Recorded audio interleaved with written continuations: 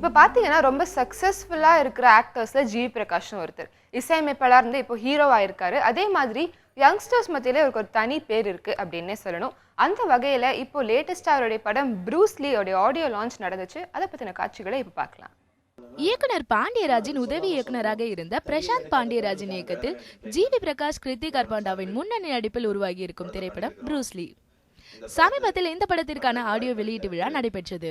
இதில் இயக்குனர் பாண்டியராஜ், வாலு படத்தின் இயக்குனர் விஜய் சந்தர், இயக்குனர் கார்த்திக் ராஜு, ஒரு நாள் கூத்து திரைப்படத்தின் இயக்குனர் நெல்சன் ஆகியோர் சிறப்பு விருந்தினர்களாகவும் படக்குழுவை சேர்ந்த கதாநாயகன் ஜி.வி. பிரகாஷ், நடிகர் பாலசரவணன் உள்ளிட்ட பலர் கலந்து கொண்டனர்.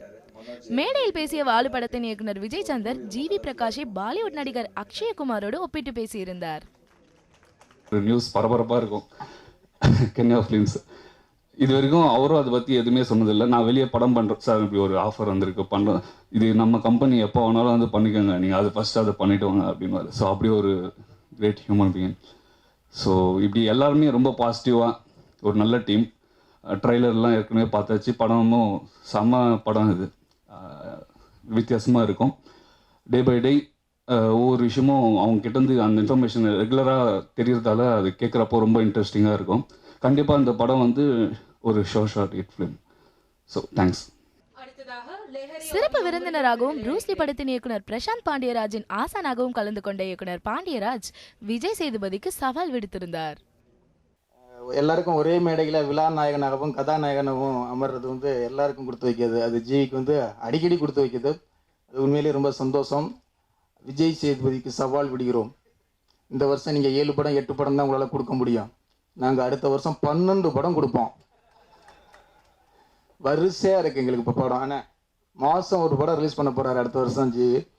ஸோ கண்டிப்பாக அவர் சொன்னது மாதிரி ஹார்ட் ஒர்க்குடைய உச்சம். படத்தின் கதாநாயகனான ஜி.வி. பிரகாஷ், இயக்குனர் பிரசாந்த் பாண்டியராஜ் தனக்கு ப்ரூஸ் லீ படத்தின் கதையை எப்படி கூறினார் என்பதை பற்றி மேடையில் பேசினார். ஆக்சுவலி அந்த கதை ஃபர்ஸ்ட் வந்து நரேட் பண்ணணும்னு கேட்டிருந்தான்.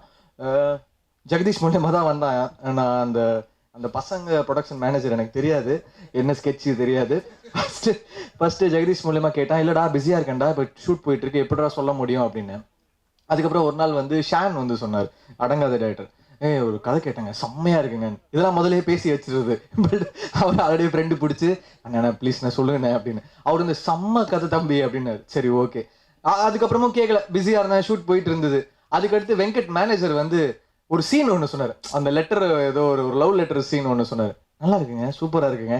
அப்படியே ஒரு 10% அப்படி ஒன்று வந்துச்சு. அப்புறம் திருப்பி வேற ஒரு சோர்ஸ் இப்படியே கவர் பண்ணி கதை சொல்லிட்டான்.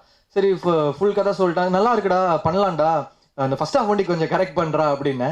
அப்புறம் ஃபர்ஸ்ட் ஹாஃப் உண்மையாவே ஒர்க் பண்ணிட்டு வந்தான் அப்படின்னு நினைச்சேன்.